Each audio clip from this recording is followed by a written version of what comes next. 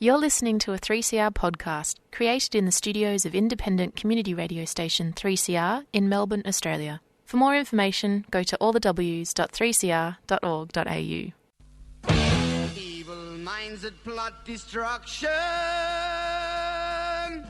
sorcerer of death's construction. In the fields of bodies burning, as the war machine keeps turning.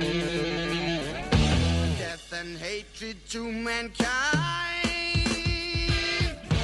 poisoning their brainwashed mind. Welcome to the Anarchist World This Week, broadcast across Australia on the National Community Radio Satellite. Listen to the Anarchist World This Week, Australia's sacred cow slaughterhouse. Listen to analysis of local, national, international events.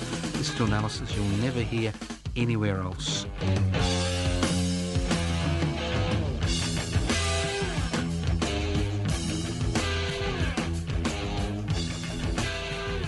Welcome to the Anarchist World This Week, broadcast across Australia via the Community Radio Network. My name is Joseph Toscano. I'm broadcasting from the studios of 3CR in Melbourne, and I'm grateful to be actually in the studio broadcasting live to our listeners across Australia and streaming live on 3cr.org.au.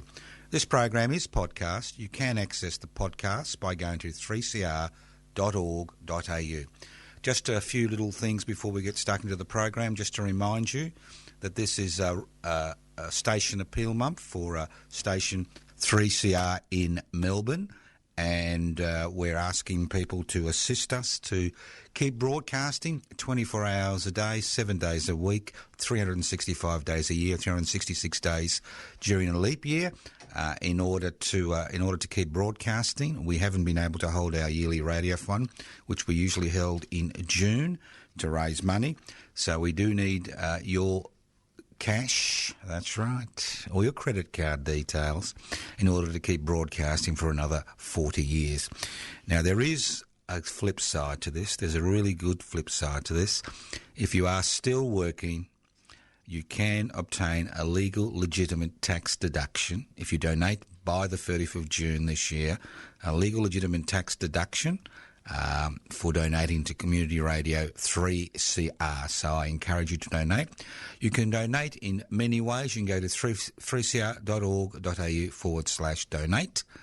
You can actually ring 039419 8377, and if you've got a credit card, they'll be able to take your details. And if you're like me, you're sick of all this new technology, you can always send a cheque or money order to 3CR, Post Office Box 1277, Collingwood 3066.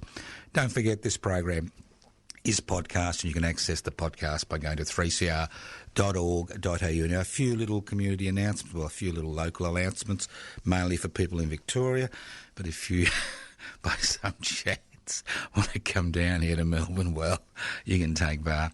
Look, I'd just like to put people in the loop. I've had a lot of calls and SMSs and emails regarding what's happening. Well, not much is happening.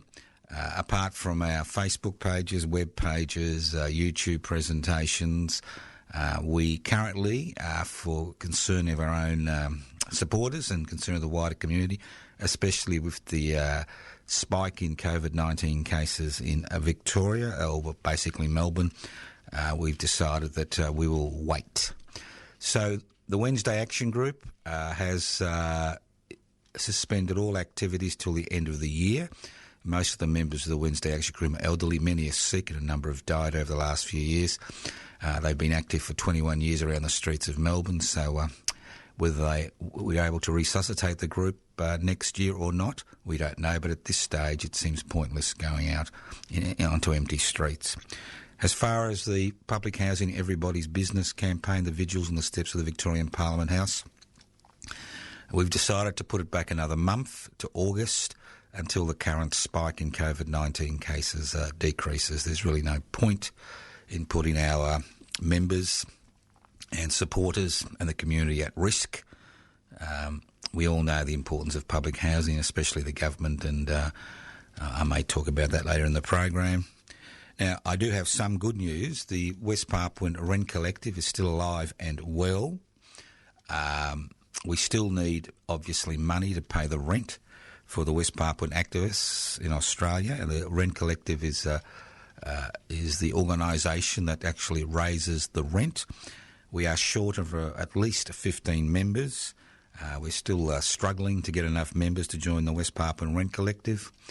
Now, COVID-19 or not, there are specific issues in West Papua regarding the independence movement, the Indonesian brutal crackdown that's occurring in West Papua as we speak. So if you want to join the Rent Collective, I encourage you to give me a call on 0439 395 489. It's $1 a day. Obviously no tax deduction, but it's $1 a day, and you'll keep the West Papuan office going, which is still functioning, and people are still using the West Papuan office to promote and extend the West Papuan independence struggle. Now, this is an important issue. Remember, West Papua is less than 70 kilometres from the Australian coastline, and the office has been going now for 5 years. It's about to enter its 6th year. It has been a fundamentally important piece of equipment in terms of the international West Papua independence struggle, and we'd like to continue for it to continue. Now, I have been told by the West Papuan people at the office they will be holding a special day on the 13th of September, and hopefully there'll be able to be face-to-face contact as well as a Zoom contact. So we'll see what pans out, and I'll keep you informed about what's happening. And obviously they've also got a connection to the Congo, and we'll work out.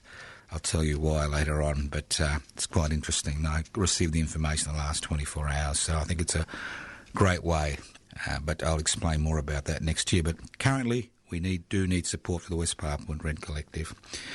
Look, my name's Joseph Toscano. I'd also like to thank Anthony, our web designer, for the Public Interest Before Corporate Interest webpage. Anthony's done a terrific job over the last few weeks getting the web page back up again, and I encourage you to have a look at his contributions in the monthly perspective on the web page, pibci.net, pibci.net, and the monthly perspective. Go to information when you get onto the site. And also I'd like to thank all those people who continue to send in completed membership forms to become members of Public Interest Before Corporate Interest. We're slowly, very slowly grinding towards the magic 550 number. So if you want to make a real difference in the world, I'll tell you a little story. When Che Guevara disembarked, inverted commas, from the ill-fated attempt to invade Cuba, about 80% of the people on the ship or the boat were actually killed before they actually even got him within 100 metres onto the land, and he was faced with the dilemma of picking up a gun or picking up his medical bag, because he was actually the doctor for the guerrillas. And in an instant, he picked up the gun because he realised that as a doctor, he could make a difference for a small number of people. But if there was major change, he could make a difference for millions, if not hundreds of millions of people. And it's the same when you look at parliamentary politics.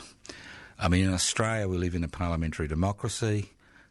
The parliamentary system has been captured by a small group of people who basically use it for their own purposes.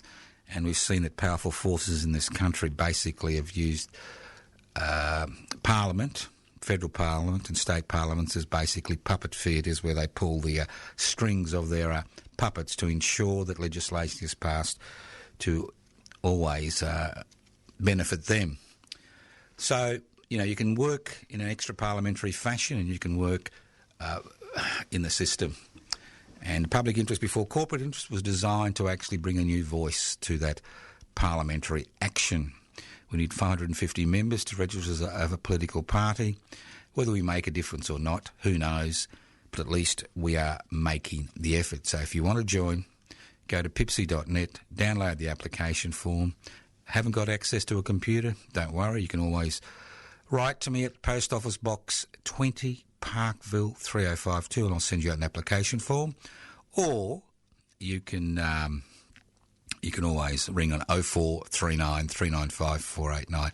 And one last thing, I know we're taking up a lot of time, but I think it's important that we keep our supporters informed about what's going on as far as the dinners are concerned and the lunches are concerned.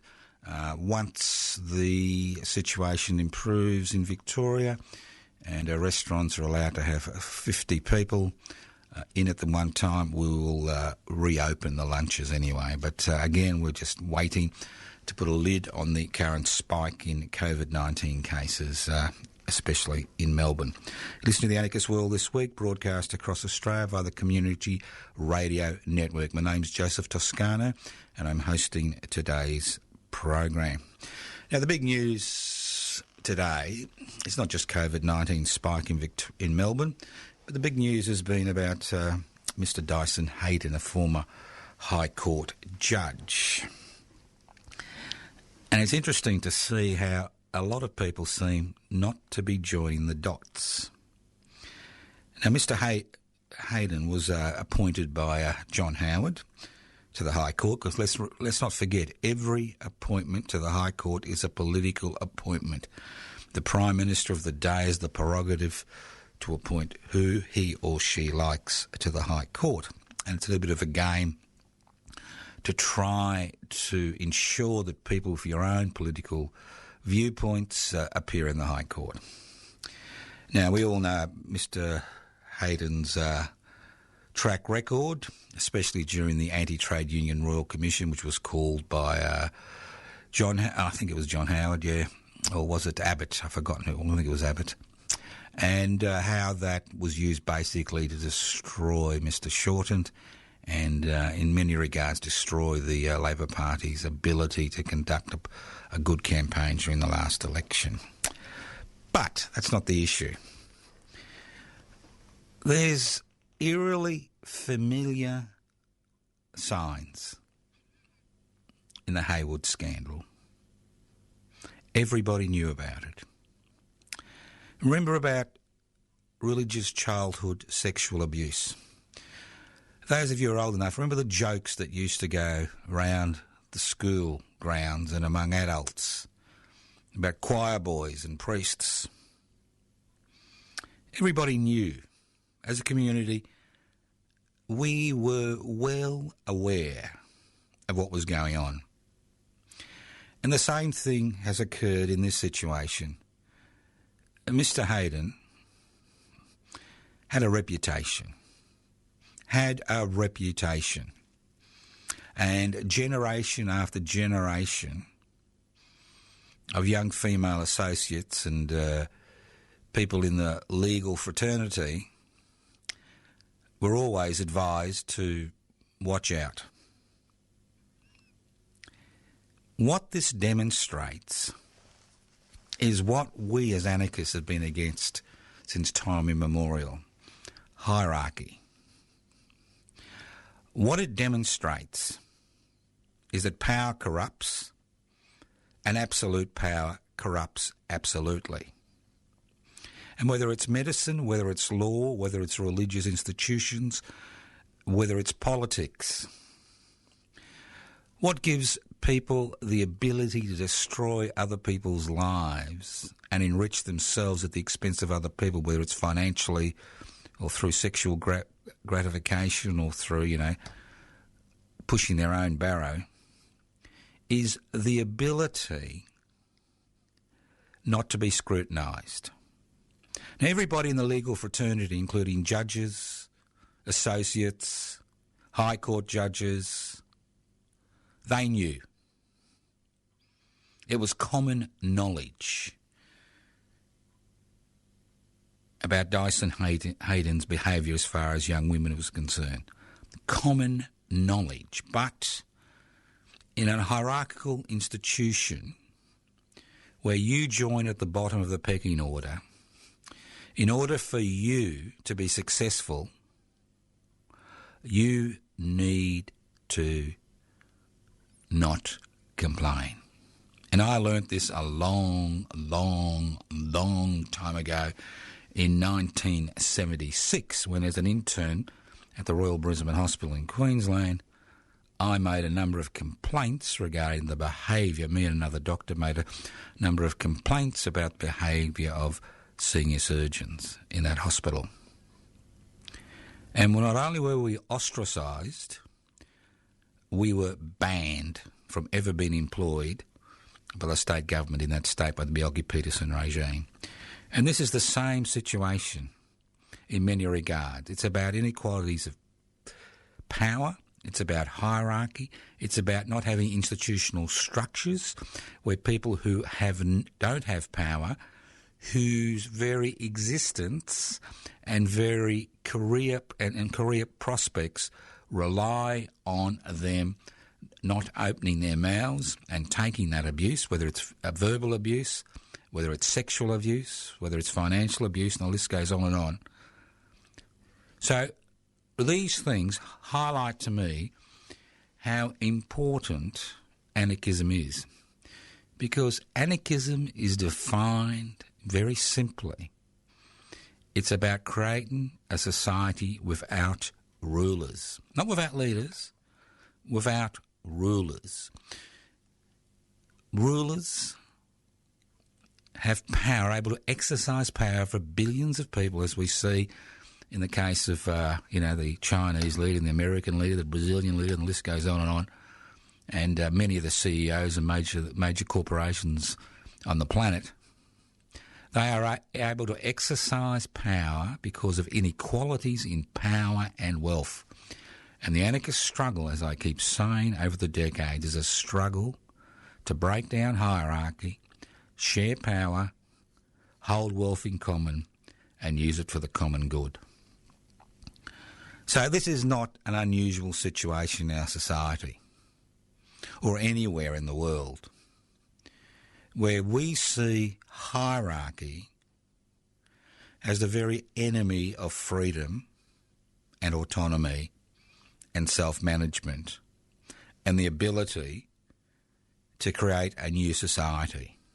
Whether it's in law, whether it's in medicine, whether it's in a religious institution, whether it's political institutions, whether it's in a corporation, ultimately, in a hierarchical society, your future is totally dependent on you shutting your mouth.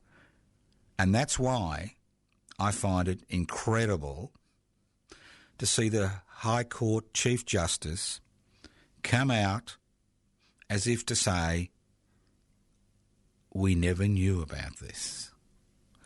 Most people in the legal fraternity knew what was going on.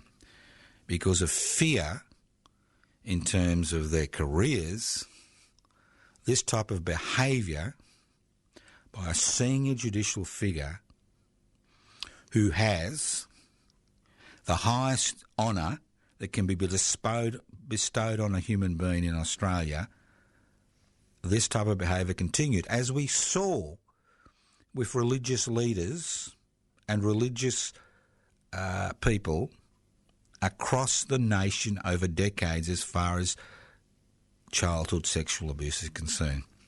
So the problem is power, inequalities in power, which are reinforced through hierarchical structures. So think about it. Think about it in a wider framework, a wider context than where it's been currently reported. We all knew about childhood sexual abuse. We knew for decades as a community. Remember all those little jokes you'd have in the corner of the playground about the choir boys?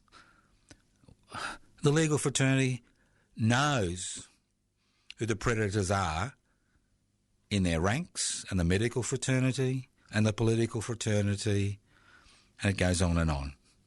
So it's about inequalities in power and wealth. So if you want to, you can't stamp out this behaviour, but if you want to stop it at the very beginning and not let it fester, as the Roman Catholic Church did, as it moved pedophile priests from church to church, congregation to congregation, And if you want to stop a whole series of people being abused by people in positions of power, then we need to be able to be involved in struggles that break down hierarchy. Now, none of us are perfect. We've all got a club foot. We're all human beings. We all have multiple weaknesses.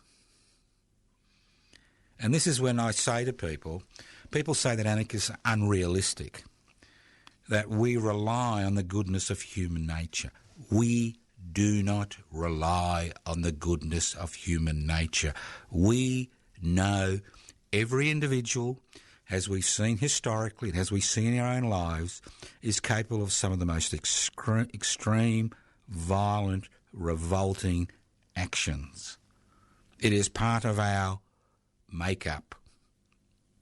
What stops this type of activity from being repeated ad nauseum over decades is the ability to expose it at its very beginning.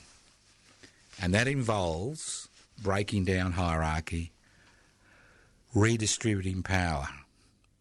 That's what it involves. Because the key is not about the individuals doing the wrong thing, which we're all capable of and which we've all done. I'm sure if we look at our own lives, there are many instances where we would have liked to act differently but didn't act in the right way for a variety of reasons. But the problem arises when these individual failings are incorporated into institutional structures which allow these failings to be repeated ad nauseum. That's right, ad nauseum. And that's the central issue as far as the Hayden issue is concerned, as far as the It's Me movement is concerned, as far as, Black Lives Matter movement is concerned, and the list goes on and on. It's inequalities in power and wealth, which is the very heart of many of the problems that we face as communities, because we are all individually touched by original sin. I hate to use a biblical analogy. We are all fallible. We are all human.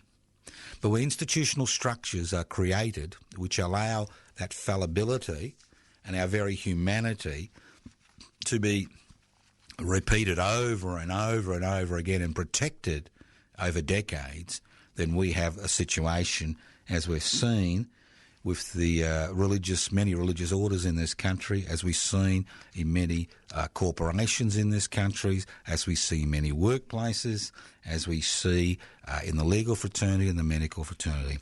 You're listening to The Anarchist World This Week, broadcast across Australia via the Community Radio Network. My name's Joseph Toscano. Look, a few things you can access. As I said at the beginning of the program, there's not much physically we're doing currently, especially now with this little spike in COVID-19 cases in Melbourne town. But there are things you can do via the virtual world if you wish. You can go to my YouTube presentations, Public Interest Before Corporate Interests.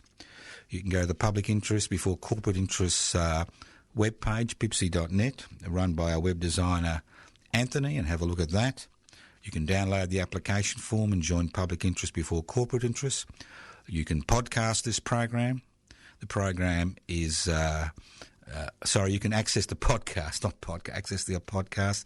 Go to 3cr.org.au. That's 3cr.org.au. You can go to my Facebook pages, Joseph Toscano or Toscano for the Public, and the list goes on and on. Public Housing, Everybody's Business Facebook page, Defend and Extend Public Housing. So there's many things you can do on the net. It's not as satisfying. I find the virtual garbage, I find it interesting, but I don't think it really changes much. And unfortunately for the COVID-19 crisis and the fact that we have to look after each other, not just the people we know, not just our family and friends, but we have to be part of a community response in order to contain the problems which can be raised by a second wave of COVID-19. We're limited to some degree. Listen to The Anarchist World This Week, broadcast across Australia via the Community Radio Network. This program is streaming live on 3cr.org.au. I was a little bit perplexed. Perplexed. You like that? Perplexed. I usually get... I can't believe the research that's done. Now, there was some groundbreaking research that was done, and I've got to learn how to suck eggs, I think. And it said that younger and lower paid workers are those less likely to be able to overcome the economic concerns which have been raised by COVID-19. Of course they can't. It's like saying people who have living from day to day on a social security benefit are more prone to illnesses because they can't access the food, the good food, the exercise, and the list goes on and on. I mean, this is basic stuff. We don't need to spend millions of dollars researching this. It is very simple. Poverty equals bad health comes. Low wages equals inability to withstand economic shocks. Unemployment, loss of 8-week wages in our society means you go from being king of the hoop to being destitute. It's very simple because most of us are saddled with debt. And if we're not saddled with debt, we don't actually have reserves of cash or stocks and shares to buy and sell. So let's stop talking about the obvious and doing something about the obvious. I'll give you an example. Now, I understand that Woolworths is mechanising its distribution centres, and we've known about this for a number of years. We had 3 distribution workers from a centre here in Melbourne who knew they were going to be mechanised out of existence, who received the Eureka Australia medal 2 years ago in Ballarat because of their resistance to that program. Now, obviously, 700 workers are going to be laid off at distribution centres around Australia, and it doesn't really matter, does it? I'll tell you why. Because, see, Woolworths shareholders, because it's a publicly listed company, don't care what happens to the workers in its ranks, whether they're shortchanged by $390 million, whether they're retrenched because of mechanisation. It doesn't really matter to their shareholders. And a lot of you are inadvertent shareholders through your superannuation funds. It doesn't matter as long as you get a dividend or your share prices keep increasing. It doesn't really matter. That's the type of society we're in. Look, I don't blame Woolworths for mechanising its distribution centres and for setting up, as Coles has done, other major supermarkets have done, setting up self-checkout mechanisms so people don't have to actually go through a worker at a checkout, because they've only got one mission statement. Business, corporations, small business, large business, corporations in a capitalist society, a society based on private investment for private profit, is based on one only concept, not just to maximise profits, irrespective of the human, social, environmental costs. It's about maximising profits for their investors. And if they're privately owned, for the family or the small group that owns that business. It's about maximising profits.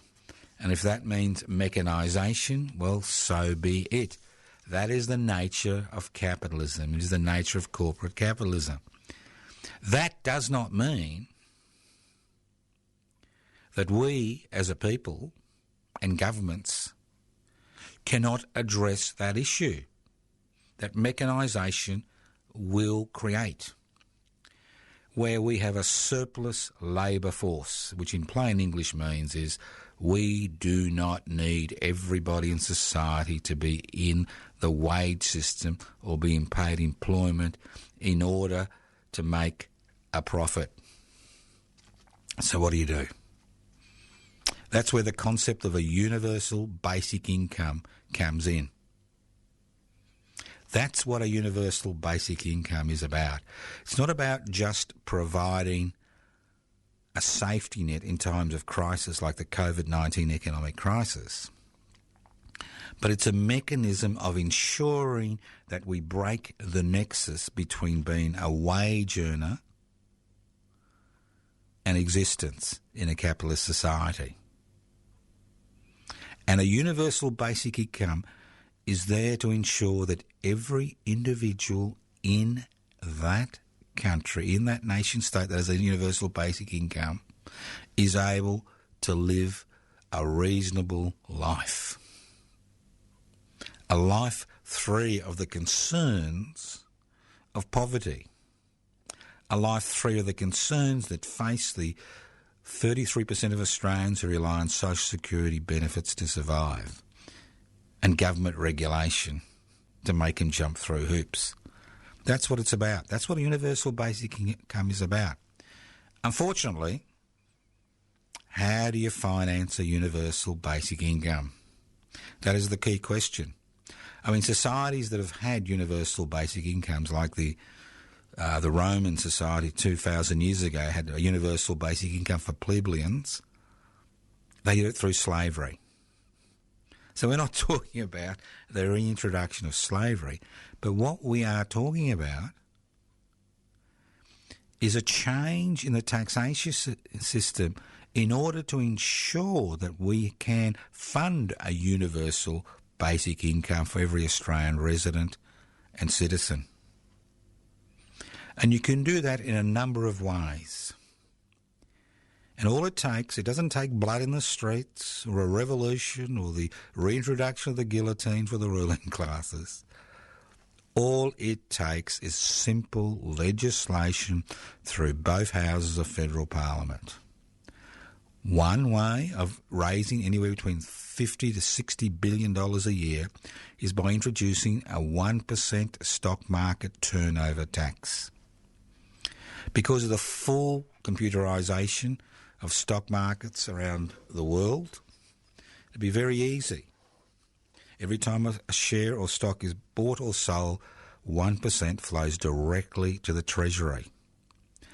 Another way of raising money is by introducing a 1% finance tax. That's right, we've got a GST tax, a good and services tax, and most businesses reclaim that tax as a business expense at the end of the year. But how about a 1% financial transaction tax? Every time money is moved, 1% goes directly to the Treasury. You could raise between $250 to $300 billion per year. That's more than enough to cover a universal basic income. And if you really want to spread the butter or the margarine or the Vegemite or the honey on the bread, why don't we talk about something that nobody wants to talk about? Why don't we talk about nationalising this country's mining resources? I've just said the unspeakable thing. Now, you may have noticed in the last few months that many of the large mining corporations in this country are doing soft ads on radio and television and the net. Soft ads about how wonderful they are and what wonderful corporate citizens they are. Occasionally, they let the cat out of the bag when they blow up one of the world's oldest continuous inhabited caves, for a few $1,000 of iron ore, but that's a different story. And it's a public relations disaster for Rio Tinto, but occasionally the cat comes out of the bag. But we've got these wonderful advertisements of how gold is used in cancer treatment and how this does that and what wonderful corporate citizens they are and how the billionaires in these mining corporations give away their money to help us all, us little people, the deserving poor, not the undeserving poor. So let's look at minerals.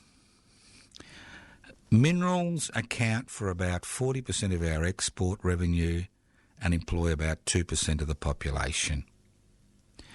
Agriculture, I think, accounts for about 15% of export revenue and again employs about 2% of the population.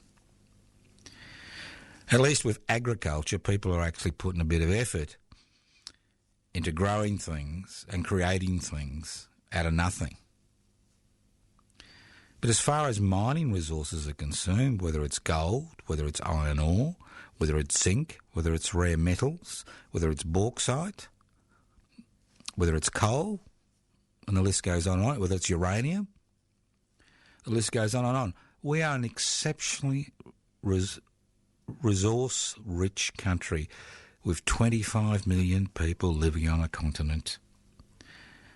But we continue to have many third world problems in this country. When 1/3 of the population relies on social security benefits to survive and has no cash reserves, when the gig economy, which is the new slave economy, which I'll talk about later on in the program, actually employs about 1 million Australians, when we see the problems of people accessing healthcare, and we see the problems with the COVID-19 response where, surprise, surprise, although some of the large capital cities have huge immigrant populations, English is not their first language, we actually haven't seen much of an input into migrant communities to educate them about COVID-19 and why things, why social distancing and other facets of the way to beat this or contain this virus are important. Well, the fact is that there's some very, very seriously rich people and shareholders in this country who've made their wealth from our mining resources. And I use the word our, understanding that this country's First Nations people are the real owners of the mining resources. But under our current legislation, anything, I think less than about a foot, when you buy freehold title underground, is not yours, it belongs to the Crown. So what we see is the Crown, which is basically the government of the day, giving away the rights to mine resources which collectively belong to First Nations people and the rest of us away. That right. Give it away for a peppercorn royalty or maybe a little bit of taxation revenue, while these cash cows continue to prosper at the expense of the Australian people. Now, we could resolve many of the issues plaguing Indigenous communities and many of the issues which plague the rest of the community if we were able to own, control these resources.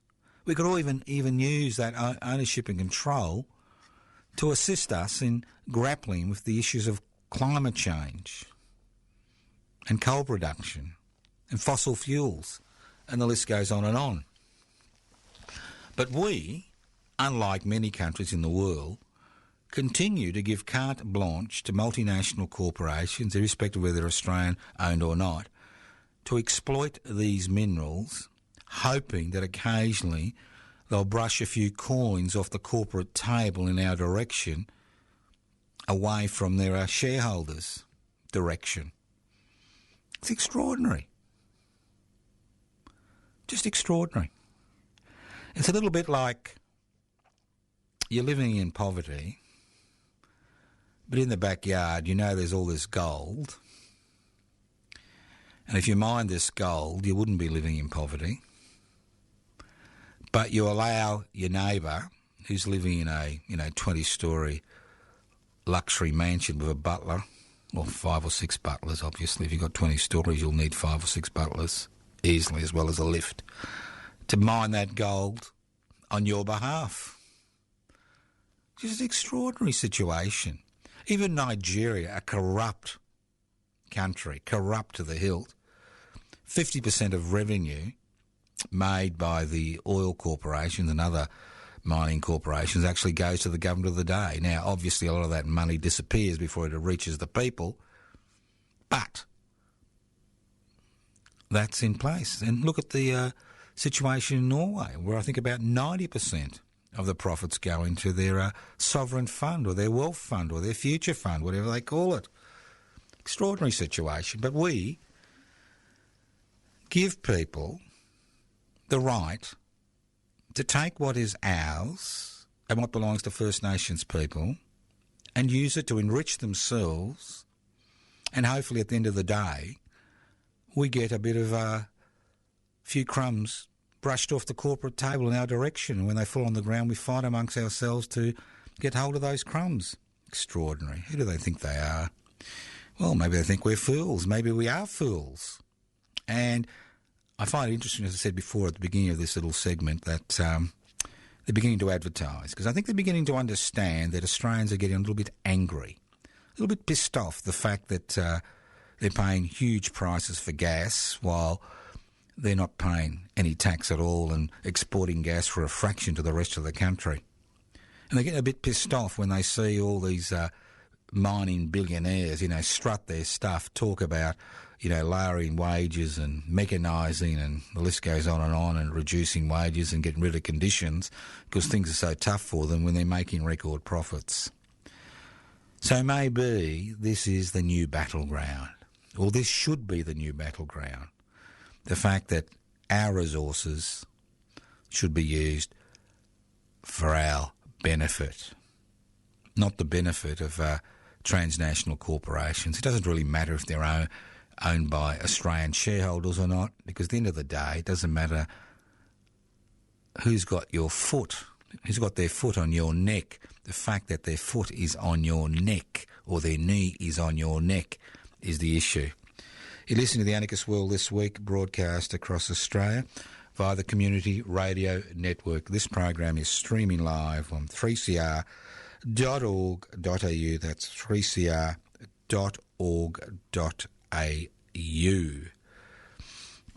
Now, I don't know, education reform. Oh, you have to laugh sometimes. You have to laugh. I really have to laugh. I mean, I can't believe it. Look, I benefited from 3 university education. There's no way my family would have been able to afford university education for me. I was the first person in my family, our extended family, to actually go to a university, all right? And to a large degree, it was courtesy of the election of the Whitlam Labor government in 72. I mean, I was able to get a scholarship in 71, and then education was free, and I got my Bachelor of Medicine, Bachelor of Surgery, and then eventually I got a Doctorate of Medicine from Melbourne University in 1986. Didn't cost me a cent. It didn't cost me a cent. And I find it extraordinary that the very people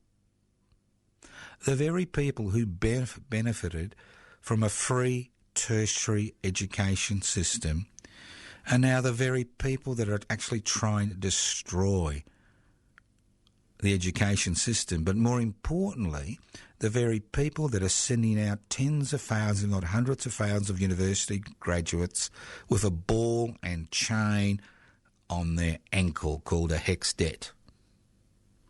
I mean, if we're supposed to be the clever country, the educated country, and we're supposed to add value to products, and we need people to be educated, then isn't it enough to actually give people 3 access? We've noticed that with the TAFE system, they've been forced to give 3 access because people just couldn't afford to do it, or they didn't want to do it, and end up for ball and chain. I mean, there's nothing worse than when you're a young person to actually start your career or your working career or your working life with a ball and chain round your neck. I should say, sorry, round your ankle. So these latest so-called reforms to the tertiary education sector are laughable. They're laughable because they expect us to swallow the garbage. They're going to double the cost of humanities fees, decrease the cost of some science degrees and, teaching degrees and nursing degrees, and at the same time decrease the number of people that actually will be going to tertiary institutions. And all this has occurred because foreign students, which make up about 25% of the university population around this country and 40% on some campuses, can't come here and give us their cash in order to be educated. Now, as I said before, if we actually owned our mining resources, we could offer free education to people tomorrow. Very simple. See, this isn't Bangladesh or Niger or Mali. We're a resource-rich country for a very small population, 25 million people. We are resource-rich. We should be the most well-off society on planet Earth, if not the galaxy. We should be. But we're not. And we continue to be plagued by problems like homelessness and problems like access to homes, access to a roof over people's heads.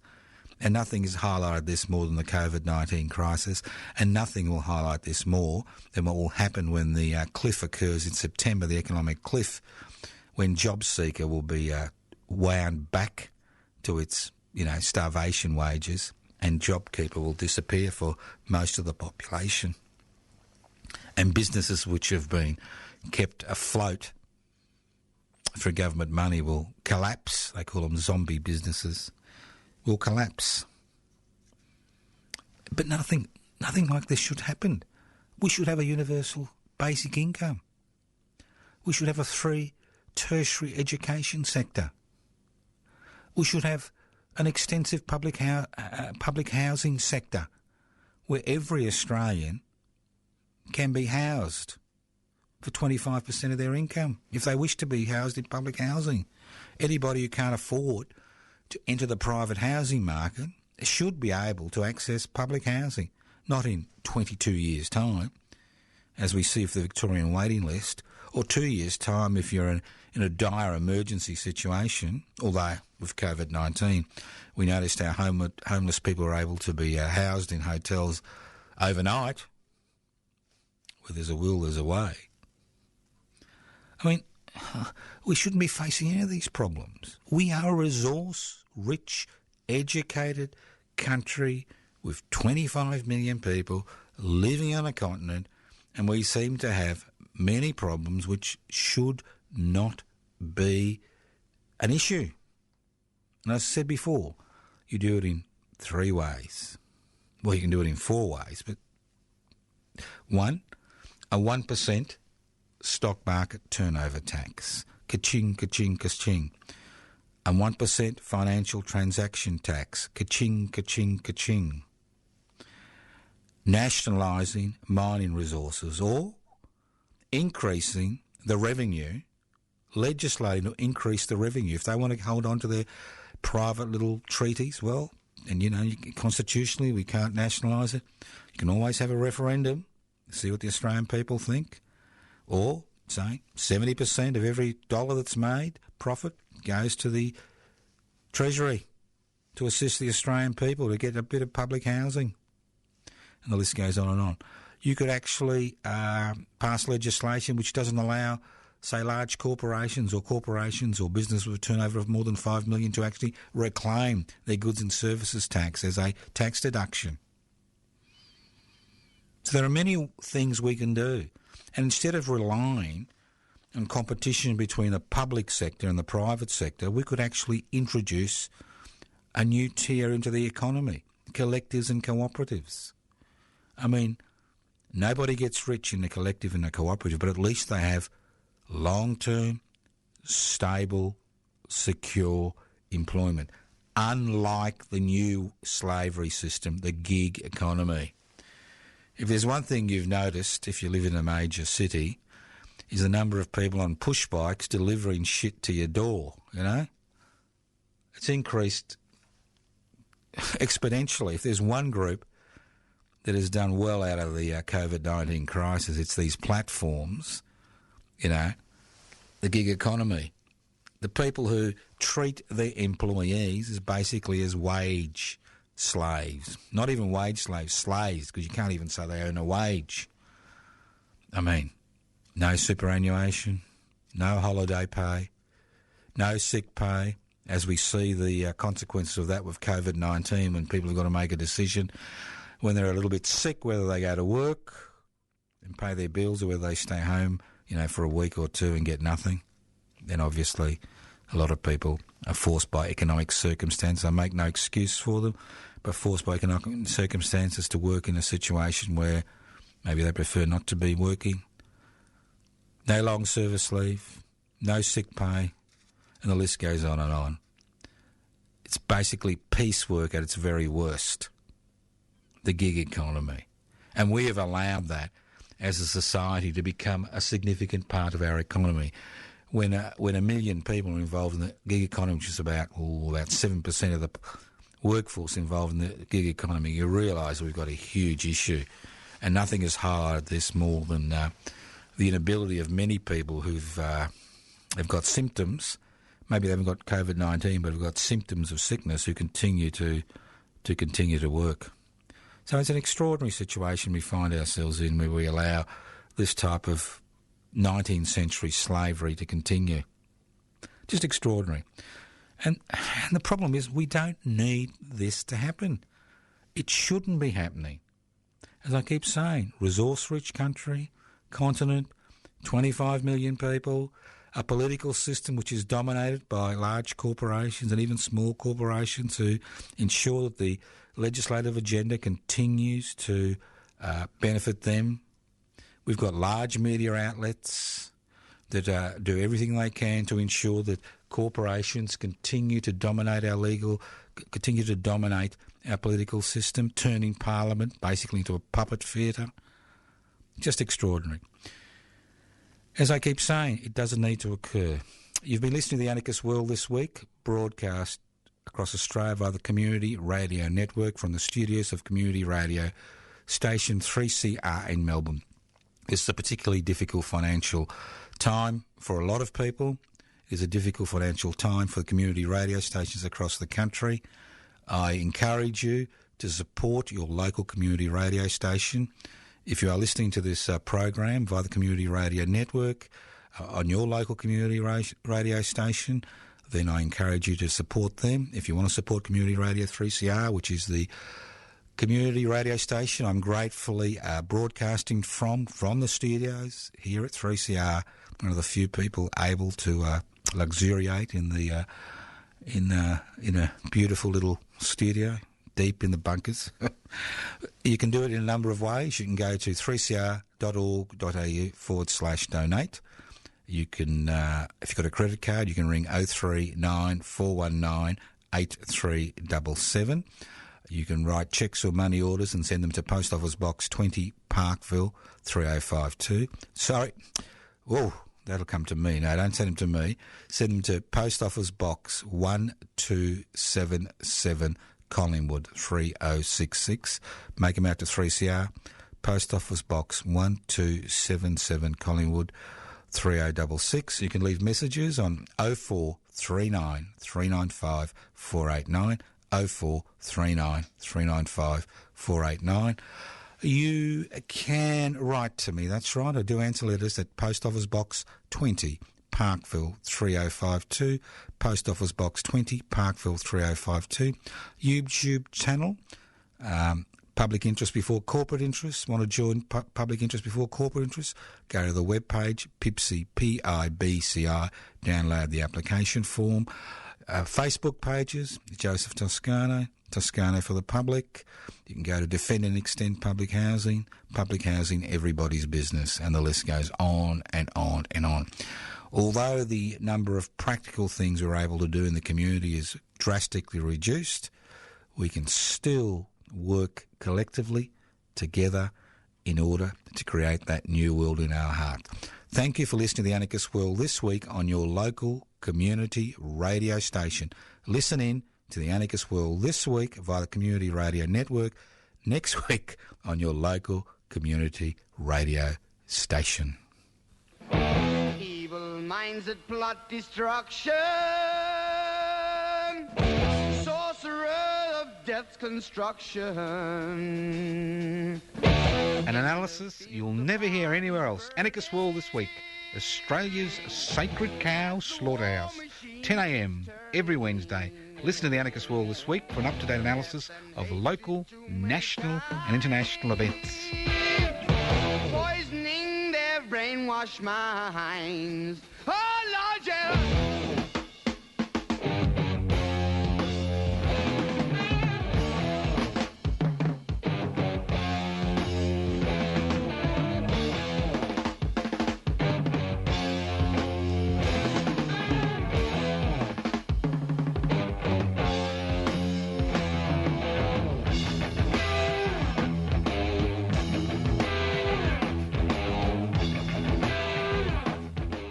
You've been listening to a 3CR podcast produced in the studios of independent community radio station 3CR in Melbourne, Australia. For more information, go to allthews.3cr.org.au.